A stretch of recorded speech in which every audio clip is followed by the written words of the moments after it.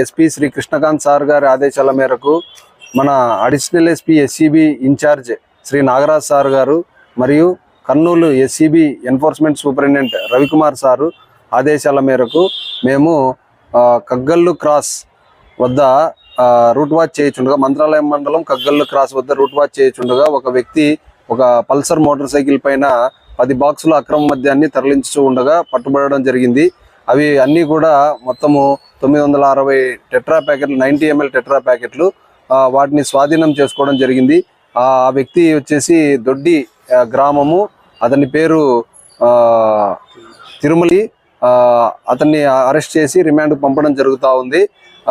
ప్రజలకు మరియు మీడియా ద్వారా తెలియజేయడం ఏమనగా, మా యొక్క నెంబర్కు ఈ అక్రమ మద్యం తరలింపు కానీ లేదంటే నిల్వలు కానీ సమాచారం ఇచ్చినచో వాళ్ళ వివరాలు గోప్యంగా ఉంచి తగిన కఠిన చర్యలు తీసుకోగలరు.